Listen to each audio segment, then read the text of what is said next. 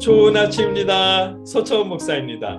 오늘도 신앙인으로서 분명하게 구별되는 복된 하루가 되시길 축복합니다. 어제 말씀에서는 육체의 고난을 받으면서도 끝까지 이웃을 사랑하신 예수님의 마음을 본받으라 하셨습니다. 예수님의 그 마음으로 우리 마음의 갑옷을 삼으라고 말씀하셨습니다. 그것이 하나님의 뜻에 따라 살기 위한 방법이라고 말씀하셨습니다. 오늘 본문은 베드로전서 4장 3절로 4절까지의 말씀입니다. 한 목소리로 함께 읽겠습니다.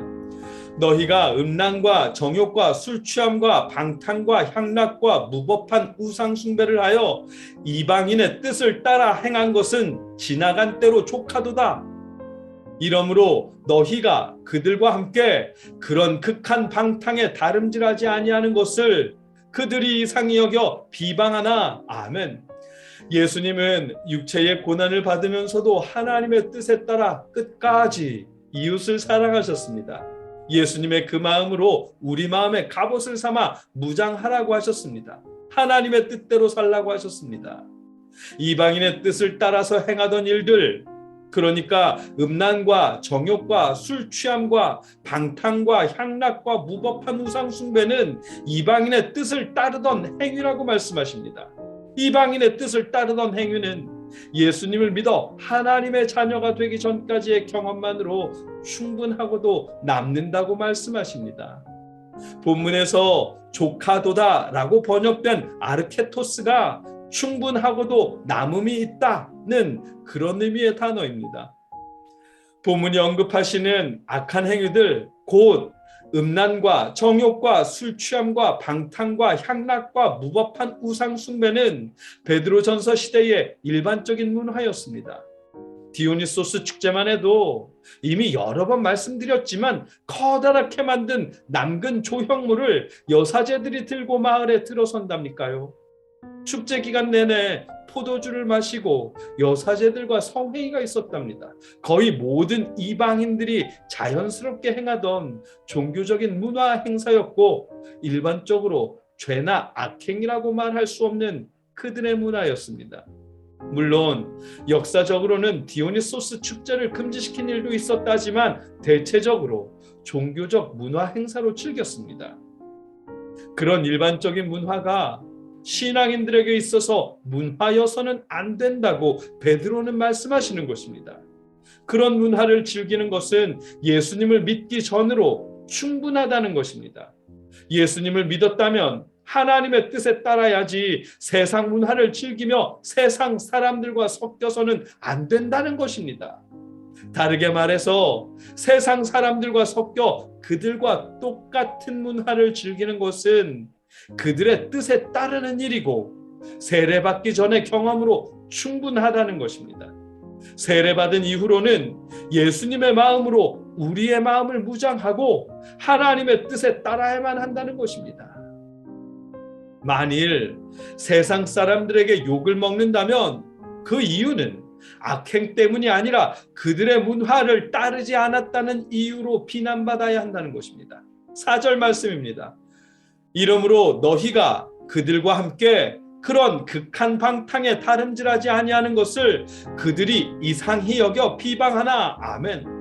신앙인들이 비난받고 박해받는 이유 중 하나는 그들의 문화를 따르지 않고 구별되었기 때문이라고 말씀하십니다.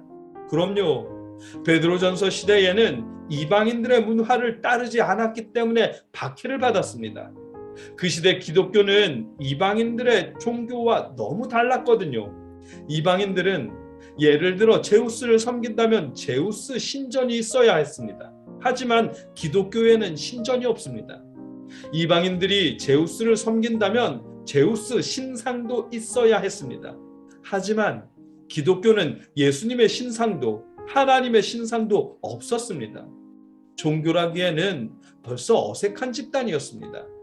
게다가 어떤 제의도 없이 가정에 모여서 예수님의 가르침을 말 그대로 교육하고 교육받으면서 말씀대로 이웃을 사랑하며 선한 행실로 살아갔습니다.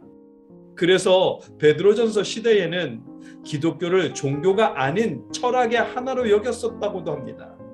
그런 기독교가 그 시대의 문화와 섞이지 않고 기독교만의 윤리와 도덕을 준수하며 분명하게 구별된 모습으로 성실하게 살아갔답니다. 그래서 더욱 박해받았습니다.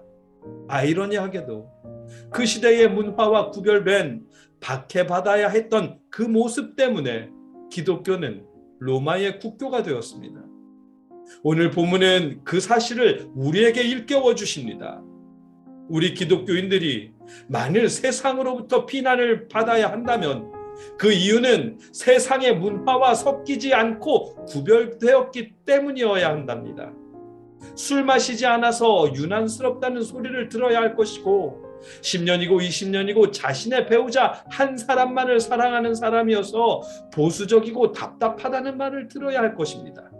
클럽에 가지 않아서 놀 줄 모르는 사람이라는 평가를 받아야 하고 주일에 MT나 여행을 가지 않고 예배당을 찾아 예배드리느라 유별나다는 비방을 들어야 할 것입니다. 오늘 본문이 우리에게 요구하시는 모습입니다. 그랬으면 좋겠습니다. 목사님의 탈선, 신앙인의 비도덕적인 모습 때문에 기독교가 욕을 먹는 일은 더 이상 없었으면 좋겠습니다. 대신에 세상 문화와 분명하게 구별되는 모습 때문에 더 도덕적이고 더 윤리적인 모습 때문에 비난을 받는다면 그럴 수 있다면 좋겠습니다. 만일 세상으로부터 우리 기독교가 비난을 받고 욕을 먹는다면 악한 일 때문이 아니라 선한 행실 때문에 비난받고 욕을 먹는 것이 우리 하나님의 뜻입니다. 여러분과 제가 세상 문화와는 다른 구별된 모습으로 살아갈 수 있기를, 만에 하나 믿지 않는 사람들에게 비난을 들어야 한다면 그들과 구별된 선한 행실 때문에 비난받을 수 있기를 주님의 이름으로 축복합니다. 함께 기도하겠습니다. 사랑의 아버지 하나님, 우리가